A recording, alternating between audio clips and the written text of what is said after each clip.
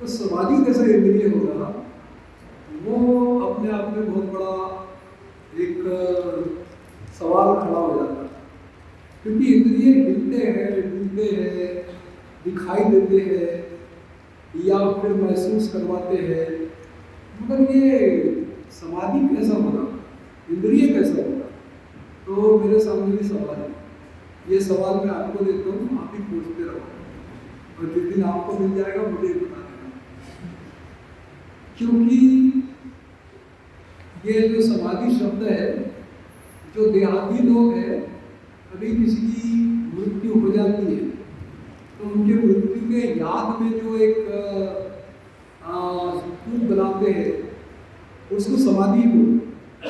तो कभी कभी हम देहात में जब जाते हैं और उनको बोलते हैं कि हम आपको समाधि पढ़ाएंगे, तो हम बोलते मरने के पहले हमारी समाधि बनाने वाले हो। तो ये समाधि के बारे में शब्दों को लेकर भी अपने आप में बड़ा संभ्रम है।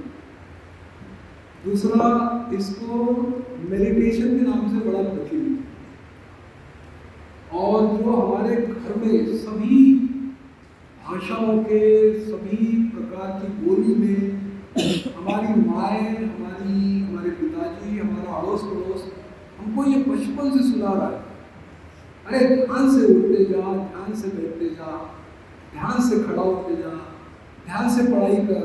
मगर हमने इसको इतना चिकने पत्थर के जैसा ले लिए कि ध्यान यानी क्या, अरे रोज का ही बोलना है। फिर वो बुढ़े होते हैं, वो भी ध्यान ही बोलते हैं, मगर करता कोई नहीं। अरे ये इंद्रिय इतने बोल चाल में हमारे घर में घुसा हुआ है, हमारी जुबान में घुसा हुआ है कि वो एक तरीके से आप चिकने पत्थर की तरह हो गया, बोलो फिसल जाए। उसमें भी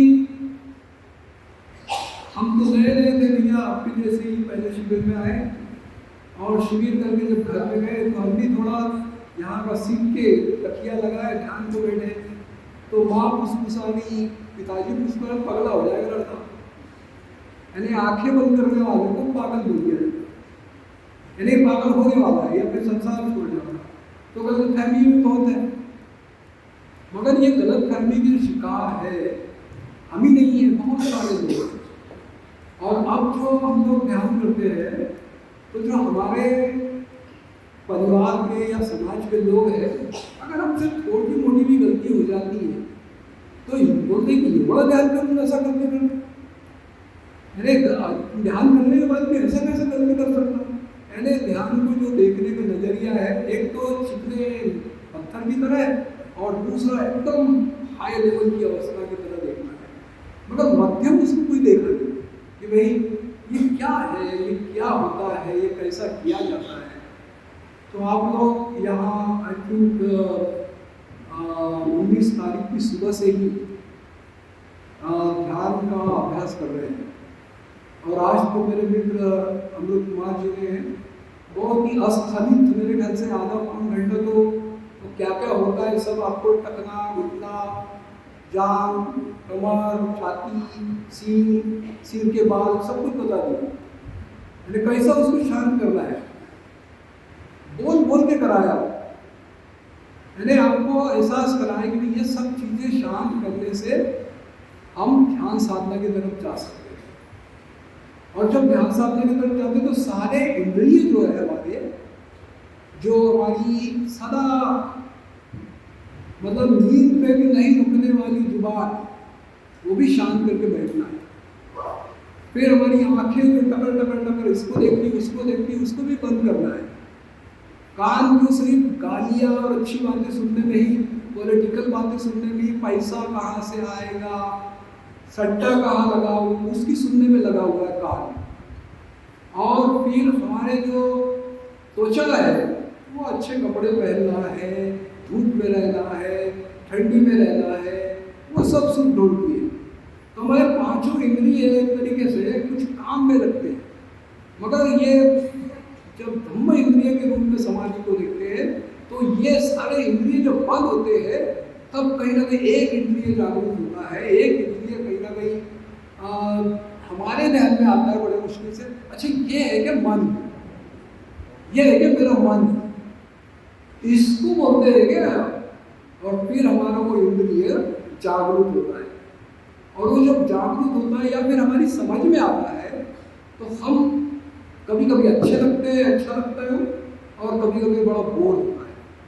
कभी कभी वो इतना उसकी तारीफ में पूरी पालना चालू कर देते हैं हम, और कभी कभी इतना झूठ बोलते हैं उसके बारे में कि मेरा ध्यान बहुत अच्छा हो गया, मेरा ध्यान आज का बहुत अच्छा हो गया, मेरे बोलने में कभी आया ही नहीं कि मेरा ध्यान कभी अच्छा हो गया। तो मेरे समझ में आता है इसको क्या प्राप्त हो गया होगा।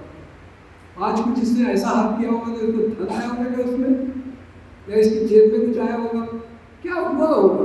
बड़ा अच्छा ध्यान, मतलब ध्यान से जब उनको पूछता हो कभी कभी कुछ मिला था,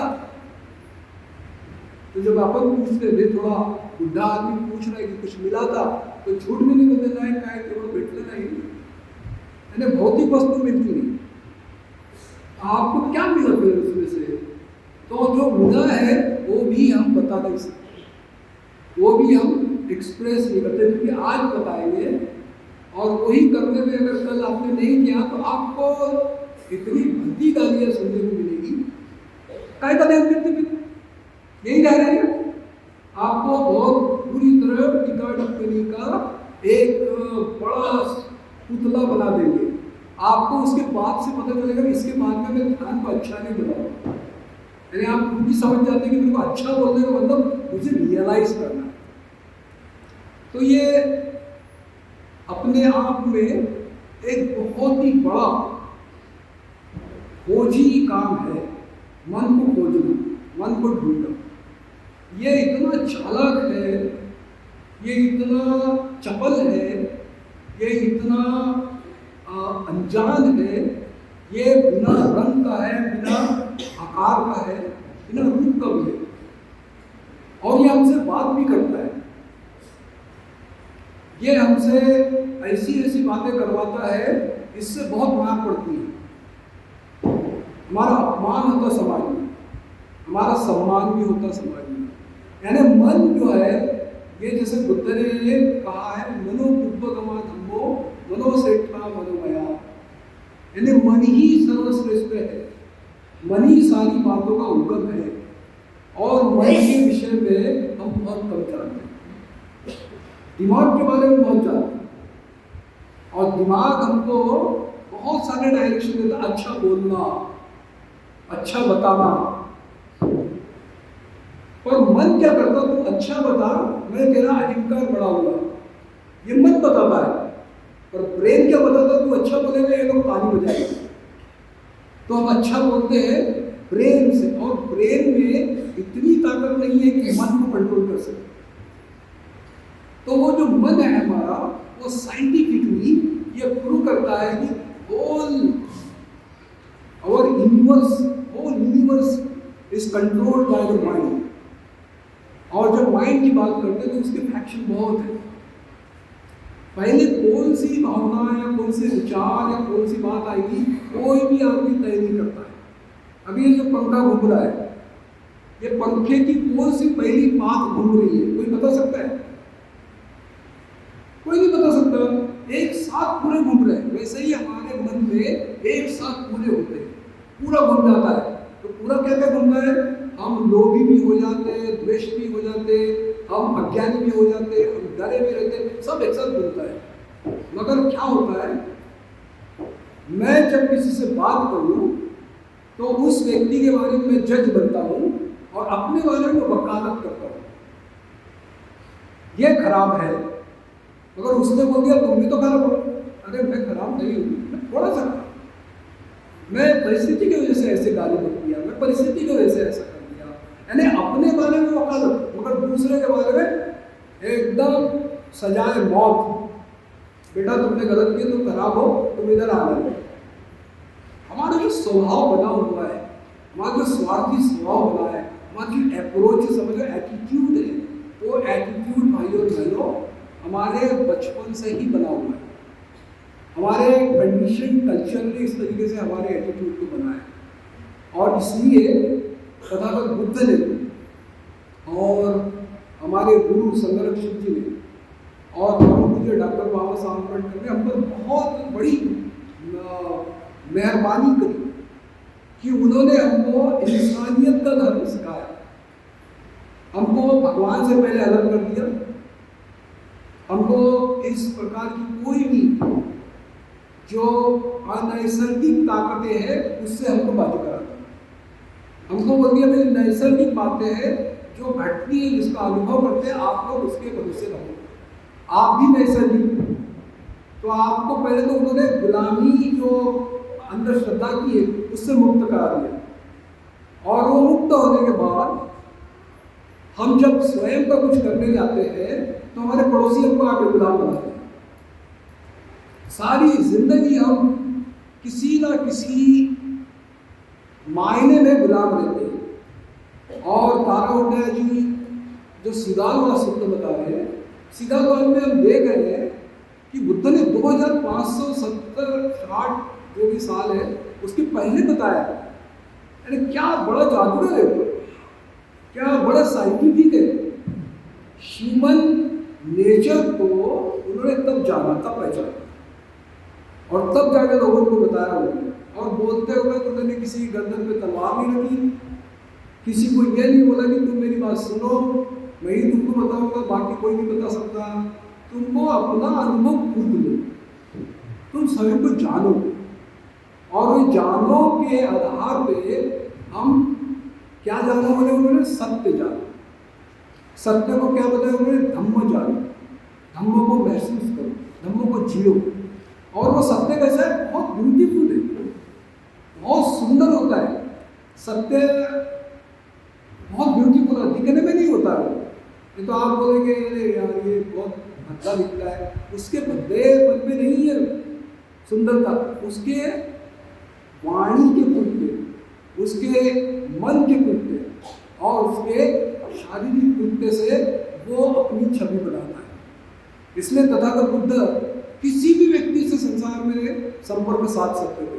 हमारा संपर्क पड़ोसी से नहीं होता है, अपने आप से नहीं होता, तो झूठा होता है, सत्य नहीं होता।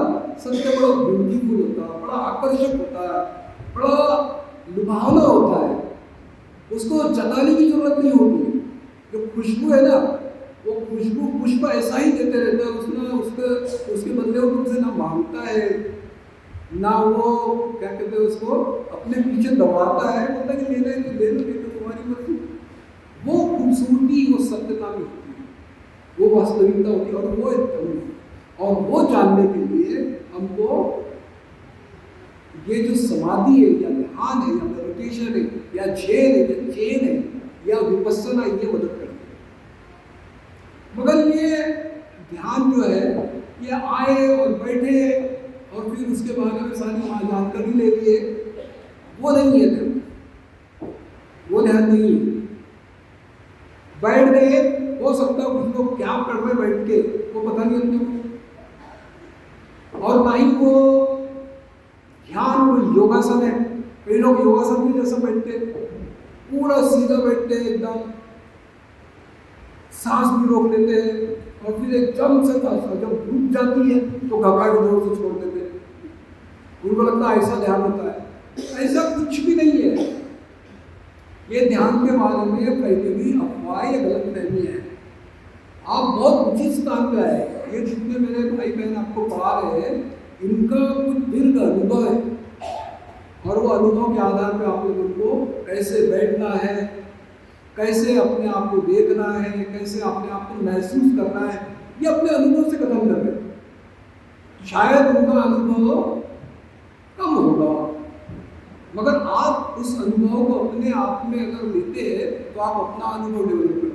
क्योंकि बुद्ध ने क्या बोला, अत्यधिक भवो, परावलंबी मत बनो, दूसरे के ऊपर डिपेंड मत बनो। बाबा साहब ने क्या बोला, अपना नायक खुद बनो, यानी गुलामी से हमको आजाद करके दो लोग। इसलिए ये ध्यान साधना करने जाते हैं हम, तो ध्यान साधना में हमको समझना चाहिए कि क्या होता है, क्या होता क्या है। सबसे पहले होती है हमारी रुचि। रुचि यानी इंटरेस्ट। अगर हमको ध्यान साधना में इंटरेस्ट नहीं है, अब मेरा प्रवचन चल रहा है और वो प्रवचन में इंटरेस्ट नहीं है, तो वो आपस में बड़बड़ करने में ही उनका मजा आएगा। उनको लगेगा कि ये बहुत इंपॉर्टेंट है, रोशन में क्या रखा है, रोज ही तो सुनना है, उसके बाद कल भी सुनना है। तो हमने क्या कर लिया, अपने आप को रिसेप्टिव नहीं बनाया।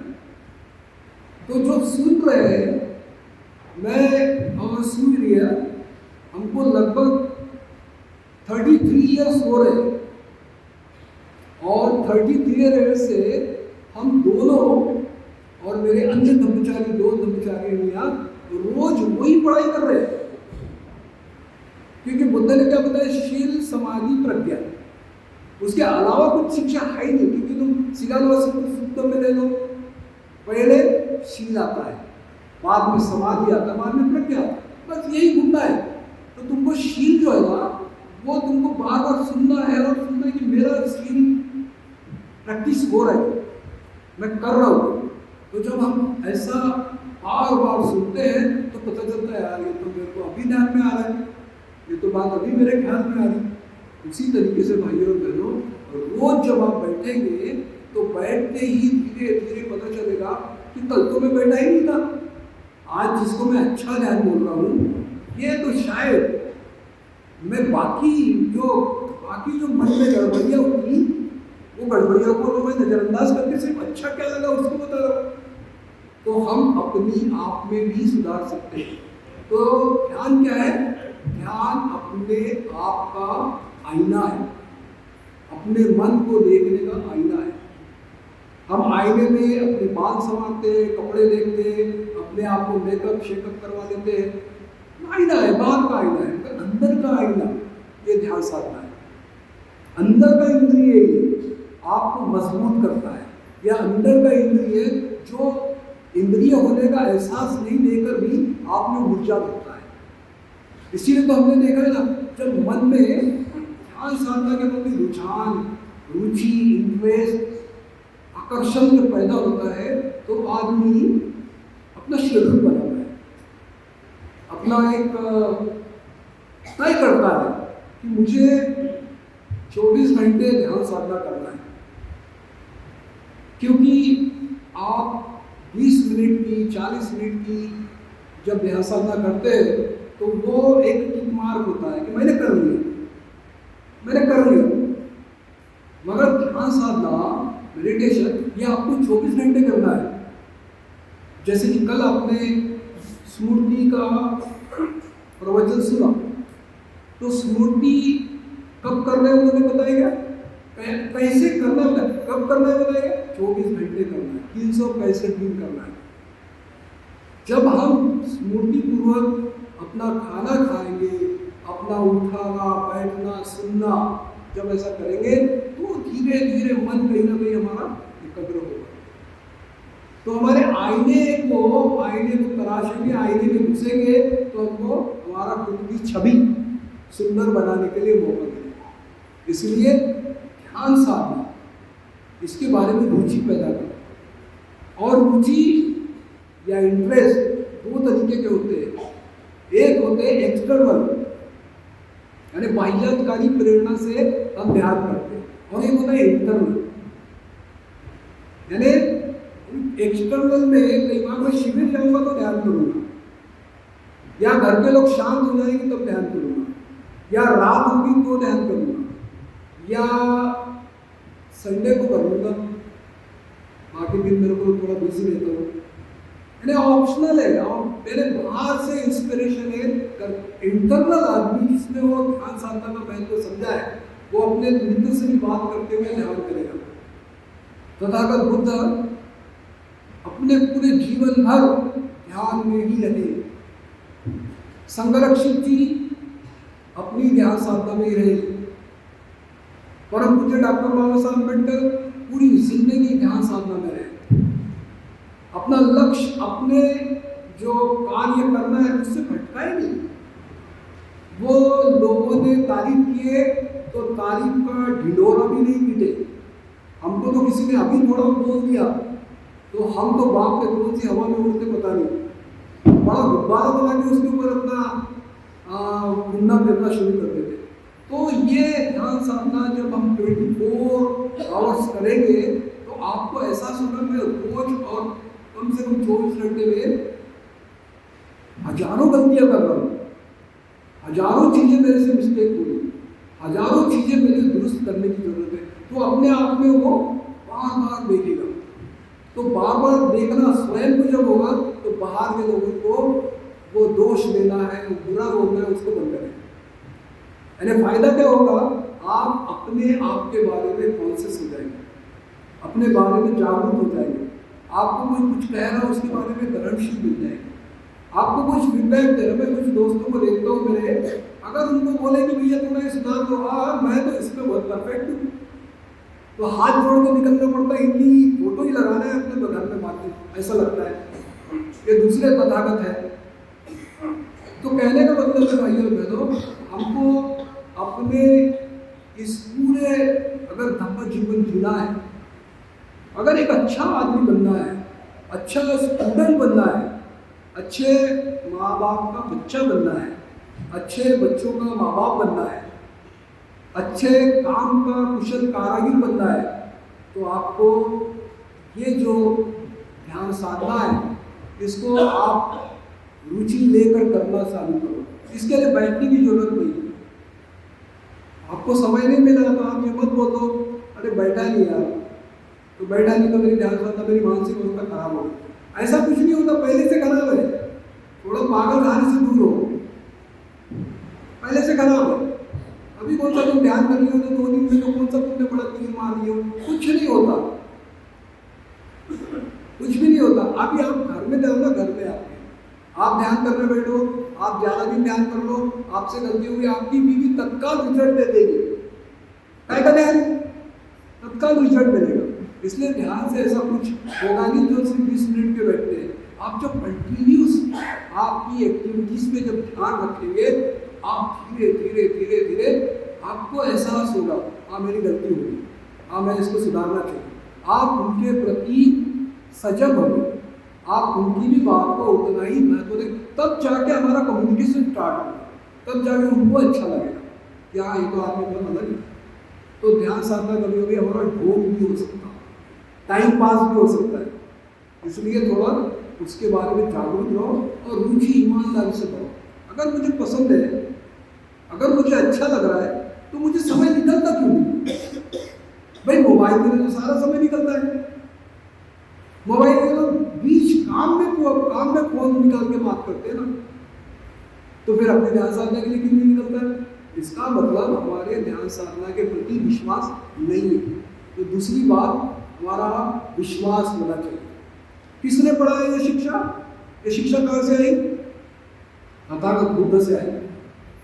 अगर तथागत बुद्ध की शिक्षा को आप अपने जीवन का हिस्सा नहीं बना रहे तो किसका हिस्सा बना रहे आप? किसको महत्व दे रहे अपने जीवन में?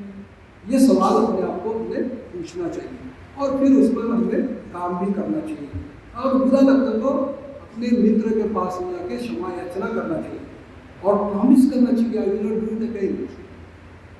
इस तरीके से अगर हमारी रुचि रुझान बढ़ता है और हम उसमें दिलचस्पी लेते हैं, उद्देश्य हमारा क्लियर करते हैं, तो भाई और बहनों सही में ये इंद्रिय के रूप में काम आए, आपका जो स्वास्थ्य है मानसिक रूप से अच्छा होगा।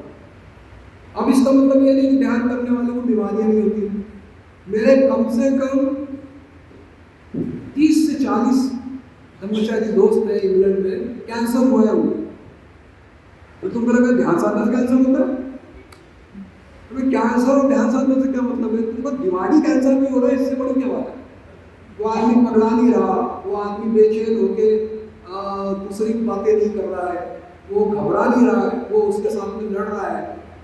तो ध्यान साधना क्या देती है, किसको क्या देगी, ये बहुत अपने आप में रोचक, अपने आप में बहुत बड़ा खोजी ऐसा एक कार्य है, ऐसा एक अंग है।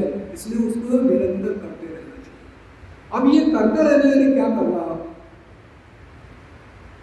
आप हम सभी मतलब इस देश में कहीं ना कहीं शहर में या फिर हम देहात में रहते हैं, तो हमने तालाब देखे होंगे, जो तालाब होते हैं पानी का सरोवर होता है, वो देखा होगा। वो पानी के सरोवर में एक हल्का सा पेड़ का सूखा पत्ता गिर गया तो क्या होता है?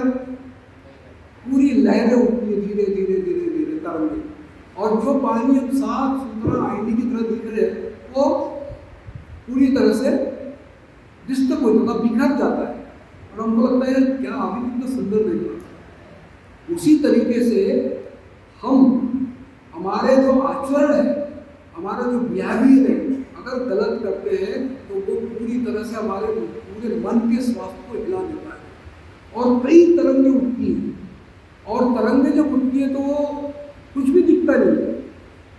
तरंगें जब उठती है तो दिखती नहीं, हमको समझ में नहीं आता कि मैं कौन सा रंग देख रहा हूँ, कौन सा क्या देख रहा हूँ, कौन सी बातों को देख रहा हूँ।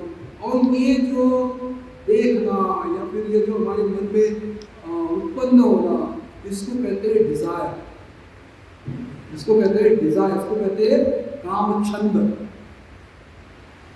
इसको कहते हैं मन की चंचलता, इसको कहते हैं मन का अनकंट्रोल, मतलब किसी भी प्रकार से उसमें नियंत्रण नहीं होता, वो हिलते रहता है। और वो जो पानी में गिरा हुआ पत्ता है कितना समय लेता है शांत होने में, कितना समय। आप कई बार ऐसा होता है कि वो पत्ता निकाल देते हैं, पत्ता निकालते तो और थोड़ा सा पानी हिलता है क्योंकि उसमें और थोड़ा टच हो जाता है।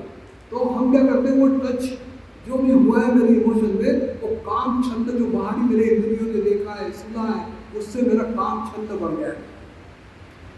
हमारे मन में बहुत अलग अलग विचार आने लगे, अलग अलग बातें याद आने लगी। और मेरा एक बहुत अच्छा दोस्त है इंग्लैंड में, पद्मलोक में रहते हो, अगर मैं समझो 10 मिनट ज़्यादा मेडिटेशन में बैठा तो आके पूछेगा व्हाट यू डूइंग, डिस्टर्ब कर रहा है यार, I'm meditating, you're disturbing. No, I'm asking what you're doing. No, just I'm doing meditation, I'm chanting the mantra. What mantra? Hey mobile, I want you. Hey mobile, I want you. Hey mobile, I want you.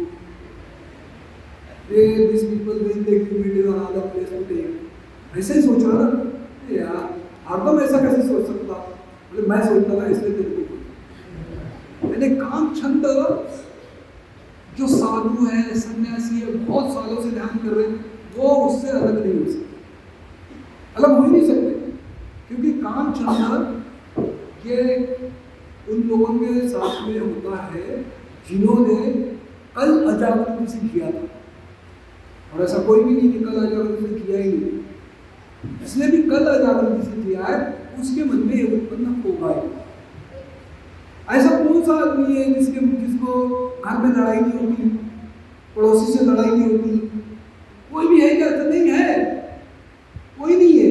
इसलिए उनके प्रति गुस्सा आना, उसके प्रति चिड़चिड़ करना, उसके प्रति कहीं ना कहीं अपने मन को एक गुस्से में तमतमाना, ये बहुत कॉमन है। इसलिए दूसरा जो उसका बड़ी अड़चन आती है वो है घृणा करना, द्वेष करना, गुस्सा करना। और ये यहाँ बैठे ना हम लोग, अगर हमको सबको बोलना हमने बंद कर दिया, बाबा साहब का भी बंद कर दिया, हम बाबा साहब के अंदर नहीं, बुद्ध के भी नहीं है, और हमारे हाथ में गलती से भी एक बंदूक दे दी तो हम एक दूसरे का खून करने में 5 मिनट का वक्त नहीं लेंगे, क्योंकि कोई किसी को सुनता ही नहीं। खाली अभी डर की वजह से वो मेरे को क्या बोलते हैं ना, वो मेरे को इसलिए पीछे बोलते हैं। मैं अगर किसी के बारे में कुछ बोलना है, अमृत कुमार के कान में जाके बोलूँगा, अमृत कुमार उसने सुना है, वो भी मेरे को बताया। यानी द्वेष को उजागर करने की हमारी जो पद्धति है वो हमको मालूम है, करके हम बोलते हैं मेरे मन में द्वेष नहीं आपके बारे में, मेरी अच्छी भावना है। इतने झूठे और मक्कार होते हैं, अपने दोस्तों से अपनी भावनाएं शेयर नहीं करते, मगर तीसरे के पास में हंस हंस के उसका सत्यानाश कैसा होगा पूरा उसके साथ में कम्युनिकेट करते। अपने घर से शुरुआत होती है, ज़्यादा हंसो ना, हम ही ये सब करने वाले। ये मैं नहीं बता रहा हूँ, तथागत बुद्ध ने 2500 साल पहले बताई। और ये बातें करने की वजह से देखो ना, कहाँ हमारे घर में समान अच्छा एक दूसरे के साथ में बर्ताव है, कहाँ हम एक दूसरे के साथ में अच्छा व्यवहार कर सकते हैं। अपने दोस्तों में अच्छा व्यवहार नहीं करते यार, इतना अच्छा मित्रता का सारा गुण गौरव आज किया और पता चला उधर जाकर तो सारा गोबर हो गया। यानी कितने विषेदी है ये हमको पता चलता है। और फिर क्या होता है, जब कुछ कर ही नहीं सकते किसी का, बौद्धिस्ट हो गए, बाबा साहब के हो गए, कुछ कहीं कर ही नहीं सकता तो चिंता करते बैठते थे। और उनको बोला क्या कर रहा है, चिंतन कर रहा है। चिंतन और चिंता में बहुत अंतर है। चिंता और चिंतन में बहुत अंतर है। हमको चिंतन क्या होता है तो दूर दूर तक पता नहीं। मेरे दोस्त को पूछता हूँ आप कैसे हो, तो बोलता है कि मैं अच्छा हूँ, मेरा मन अच्छा है, मेरा शरीर अच्छा है, मेरा काम अच्छा है, मेरा घर अच्छा है। एक साथ सब बोल देता है। यानी चिंतन में देखो कितनी बात आई, सिर्फ 4 बात आई, बहुत ज्यादा कुछ। बाबा साहब ने हमको बताया कि मैंने जो लिखा है उसको पढ़ो और उसके पढ़ने के भीतर में मैंने मेरी भावनाएं डाली है, उसको समझने के लिए समय दो। समय कैसा देना है, अकेले में बैठना है, थोड़ा वक्त बताना है उसके बारे में। अपने को नहीं समझता तो पूछ के लेना है। क्योंकि क्या हुआ, पैदा हुए ना तब से ये जो ज्ञान है ना, ये जो मैं बड़बड़ा रहा हूँ ये मेरा नहीं है। एक तो किताब पढ़ाऊँ या फिर मेरे दोस्तों से सुनाऊँ या न्यूज़पेपर पढ़ाऊँ या कहीं किसी तो उधारी तो आए, मेरा अपना क्या है। मगर मेरा अपना है करके ढिंडोरा पीटूंगा, मैंने बताया मैंने बताया मैंने बताया, तो मेरा चिंतन नहीं है। ये चिंता हो रही कि मेरे को सुनेगा कौन, मैं ऐसे कौन मेरे मतलब सीबीआई के मित्रों को ढूंढूं और उनके पास में बताऊं। तो चिंतन नहीं है, चिंता है। और चिंताएं क्या करती है हमको वही दायरे में घुमाती। और चिंता एक और आती है। चिंता के बहुत सारे हिस्से, सारा बताना मुश्किल है क्योंकि मेरी भी एक लिमिट होगी। तो चिंता, एक चिंता है ऐसी कि मैंने कल किसी के साथ तो बुरा व्यवहार किया है या कल किसी ने तो भी मेरे साथ में बुरा व्यवहार किया, तो ध्यान में जब बैठते तो ख्याल आता है। और ख्याल आता है तो जैसे मैंने पहले बताया, औरों के बारे में जज, अपने बारे में वकाल, वो खराब है यार, उसके बारे में वो खराब, पहले भी तो ऐसा किया था। तो वो जो कर्म हुआ है वो कर्म की वजह से चिंता चल रही है, पर चिंता की वजह से अस्थिरता बढ़ गई, अस्थिर हो गया वो। मैं उसको क्या बोलूँगा, वो मेरे को क्या बोलेगा, दिव्या तो कैसा होगा। यानी अपने जो अकुशल कर्म है वो अकुशल कर्म भी हमको अस्थिर करते हैं। और अस्थिर खाली वो 20 मिनट की मेडिटेशन में नहीं करते, जब जब याद आता है तब तब करते हैं। आप नींद में है तो भी आपको नींद में सताने सपना आता है, बेचैन कर देता है और आप बेचैन होके उठते हैं। और फिर पूछो कैसे भाई, तो बोले नहीं यार मैं बड़ा बेचैन हूँ, वो सच बोलते हैं, तब वो सच बोलता है। मगर क्यों हुआ ये नहीं बोलता, क्योंकि पकड़ा जाएगा। तो इसलिए बेचारा वो अपना, मेरा चिंतन हुआ बोलता है, चिंता को चिंतन में बदलता है। उसको ना चिंतन का शी मालूम है न मालूम है, मगर बोलता है क्योंकि चिंतन से कहानी है, इसलिए वो चिंतन बोलता है। चिंता को चिंतन में परिवर्तन करके बोलता। उसके बाद में जो चौथा उसकी जो अड़चन होती है वो होती है आलस और उदासीनता। तो हमको सबको ना, सभी को एक आरामदाह कंफर्ट, ठंडी है तो वही थोड़ा गर्म, गर्मी है तो ठंडा, खाना तीखा नहीं चाहिए, किसी को तीखा ही चाहिए, तीखा होगा तो 2 मिर्ची कहीं से उधार लाएगा। यानी कंफर्ट चाहिए, उसकी जुबान में कंफर्ट चाहिए, उसको कान में सुनने के लिए कंफर्ट चाहिए, उसको बैठने के लिए कंफर्ट चाहिए, उसको यानी कंफर्ट में ही रहना है। और कंफर्ट में मतलब आरामदाह स्थिति में रहना है।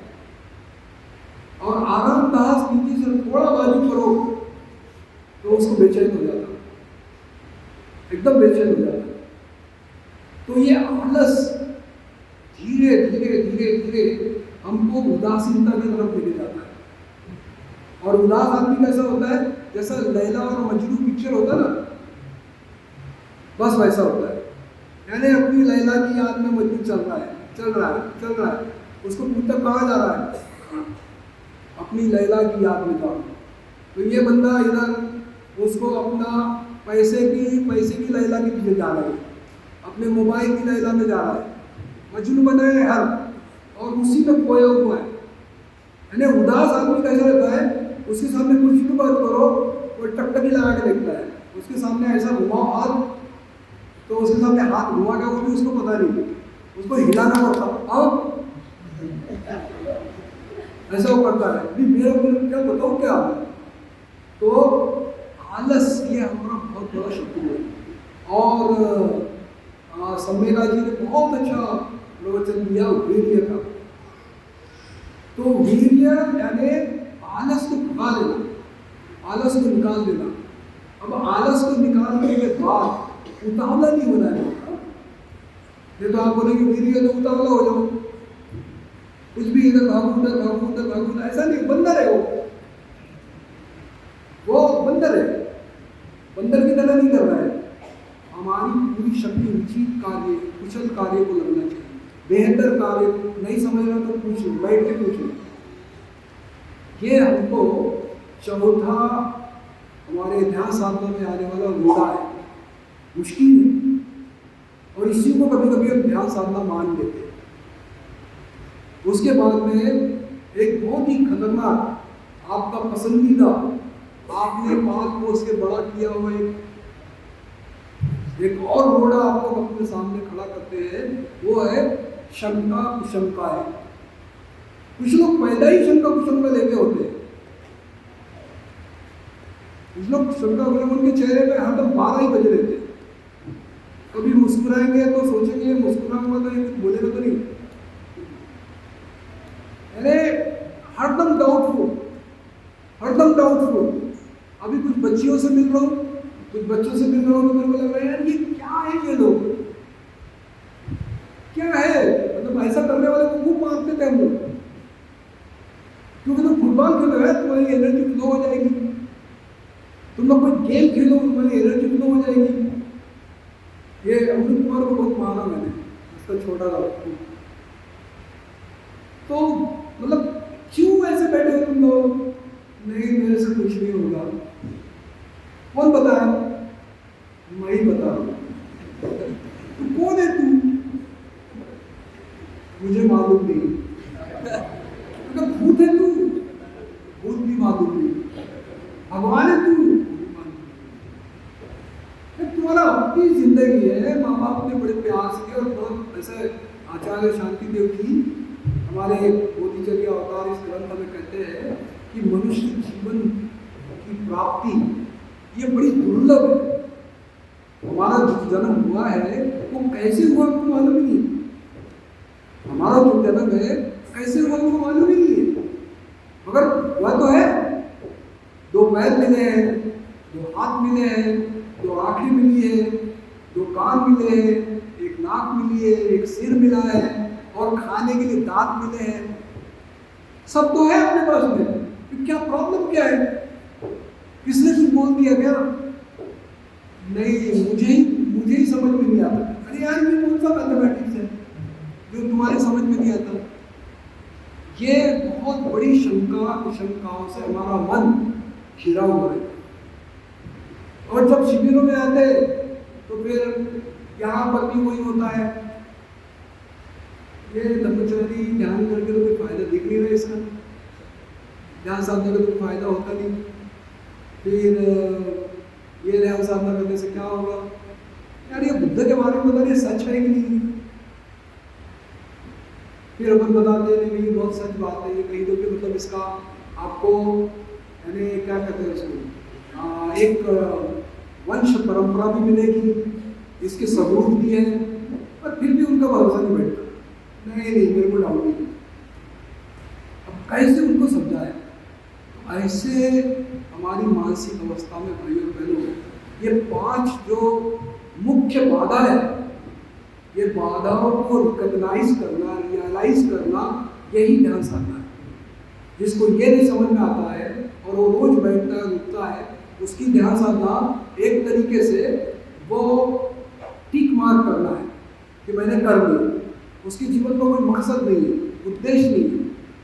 हमारी ध्यान साधना का मकसद होना चाहिए कि मैं अपने बंधनों को, अपने रोड़े को, अपने अड़चनों को रिकॉग्नाइज करूँ, और ये बंधन किसी और के नहीं है, ये मेरे है, ये मेरे ही अपने हैं, और मेरे ही अपने तरीके से मैंने अपने जीवन में साझा है। तो ये 5 बंधनों को हमने रिकॉग्नाइज कैसा करा?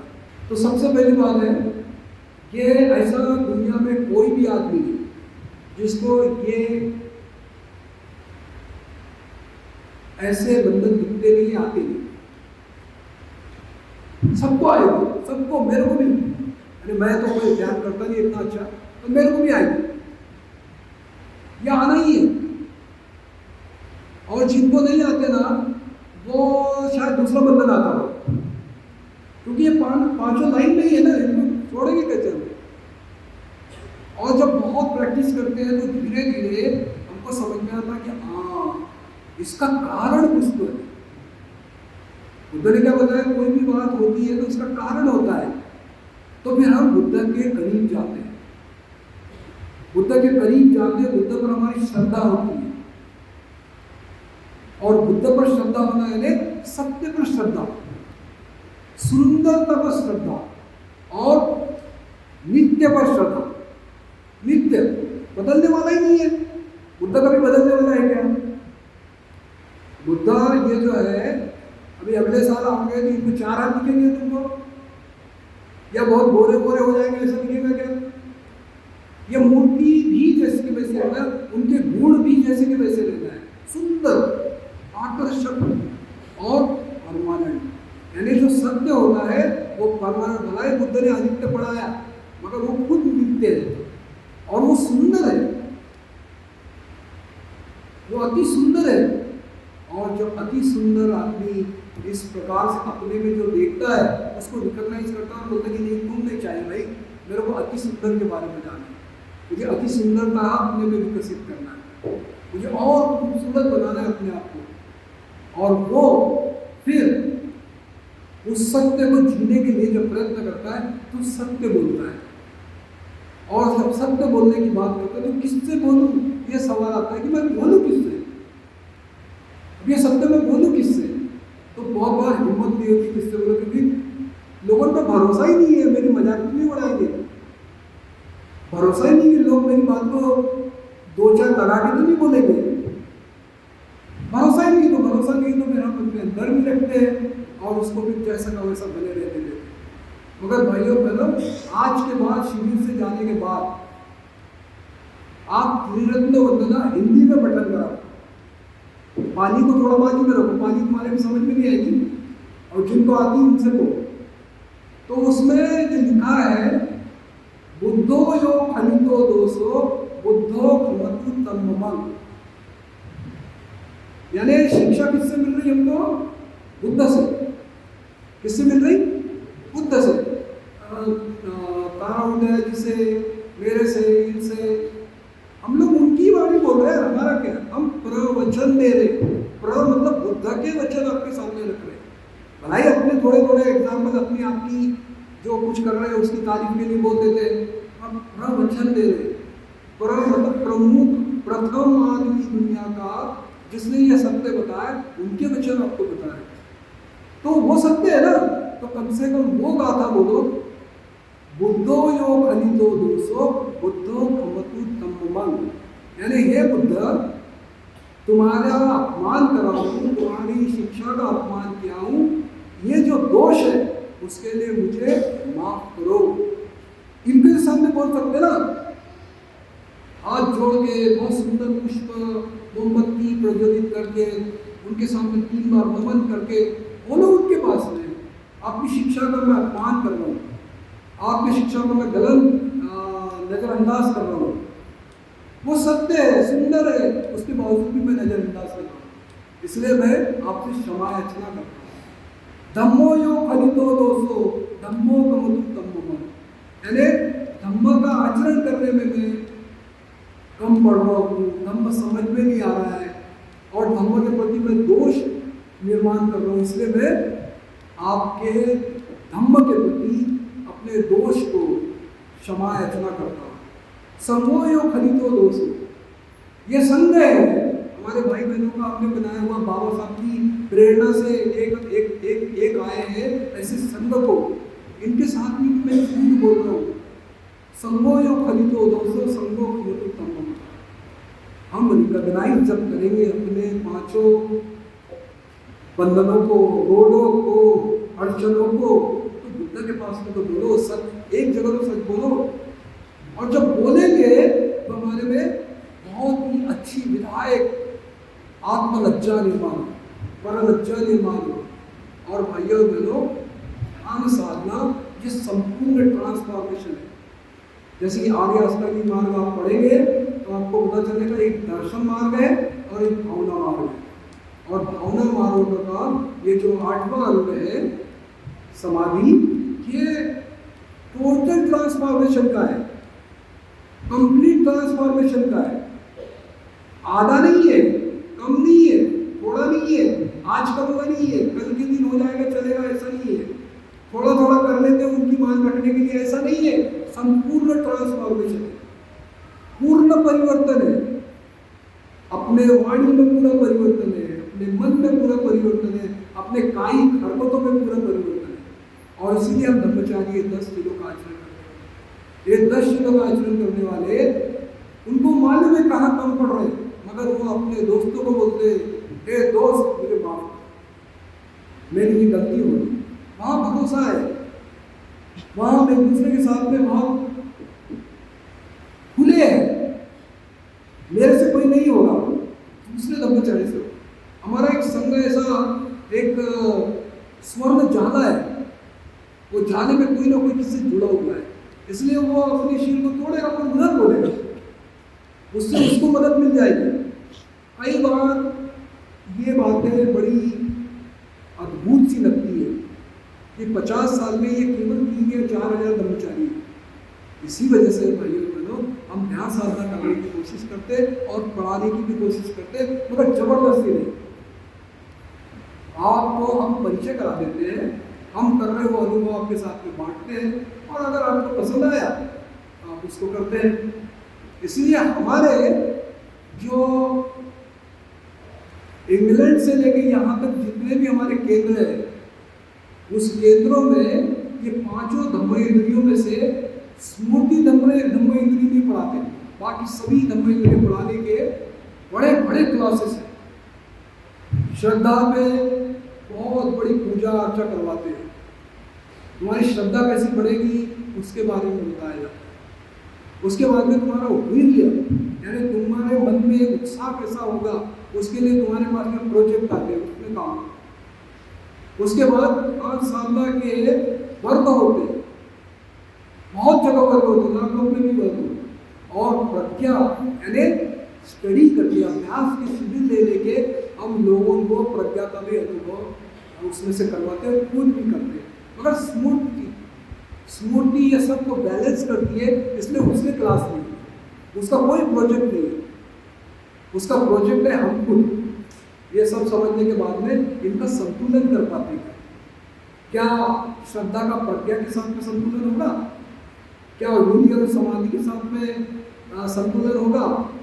कभी कभी ये संतुलन नहीं हुआ तो हम एक सिरे के अपने आप को बना देंगे। इसलिए हमको ये ध्यान साधना या समाधि, इसका महत्व हमारे धर्मांतर के बाद कितने साल हो गए? कितने साल हो गए धर्मांतर को? अभी कितने साल हो गए? 69।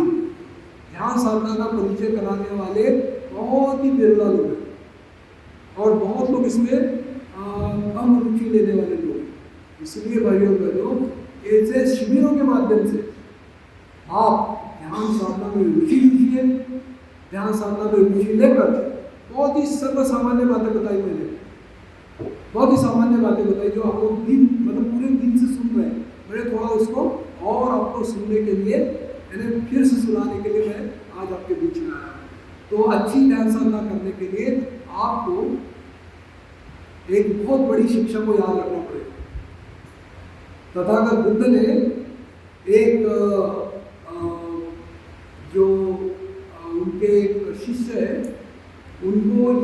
अल्लाह विशुद्धि मंत्र में ये लिखा हुआ है कि मेडिटेशन के बारे में नहीं लिखा है। उन्होंने पहले भिक्षुओं को बताया इंद्रिय संवर्षण। क्या बताया? इंद्रिय संवर्षण, यानी अपने इंद्रियों पर नियंत्रण करना पहले सीखो। जब आप अपने इंद्रियों पे नियंत्रण करना चालू करेंगे तब जाके आपको समाधि लगेगी। नहीं तो आप एक हाथ में मोबाइल लेके बैठे हैं, वहां बीच बीच में देख भी रहे और ध्यान भी कर रहे।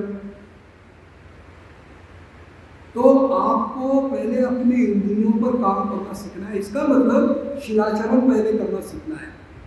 आप अगर सिगरेट पी रहे, तंबाकू खा रहे, या आप बहुत ज़्यादा बड़बड़ करने वाले लोग हैं, या गुस्सा करने वाले लोग हैं, या आप जिस तरीके से कुछ अपने बाहर खाना पीना करने वाले हैं, पहले इन बातों को थोड़ा नियंत्रित करो, जानबूझ के नियंत्रित करो। और नियंत्रित करने के लिए इधर आओ। यहाँ कम से कम आपको हम बोलते तो है ये मत करो, ऐसे पहले अपने आप को प्रशिक्षित होने के लिए अपने आप को उस तरफ डालो, क्योंकि ये प्रशिक्षण लेने वाली बात है। सिक्खा पदक समाधि है, हमारा धर्म सिक्खा पदक समाधि वाला है। इसलिए मैं सोच के रखा था कि आपको सम्यक समाधि के बारे में बताऊंगा। फिर मेरे ध्यान में आया है कि अभी तो बहुत कम, मतलब ऐसे शिविर में ऐसे भी लोग हैं जिनको बुद्ध नहीं मालूम, धम्म नहीं मालूम, संघ नहीं मालूम, और ये बातें करके क्या होगा। तो इसलिए मैंने बहुत ही साधारण, स्पष्ट और बिल्कुल यानी आपको समझे इस अंदाज में आपके सामने मैंने समाधि इंद्रिय को प्रस्तुत किया। और उम्मीद है आप लोगों को इसमें कुछ तो बातें मेरी ध्यान में आई होगी और अपने जीवन में उसका इस्तेमाल करके आप भी बुद्ध के पास धीरे धीरे आने की कोशिश करेंगे और अपना जीवन तथागत बुद्ध के करीब लाकर आप भी हमारे जैसे बनेंगे। तो ढेर सारी शुभकामनाएं और धन्यवाद देकर यही रुकता हूँ।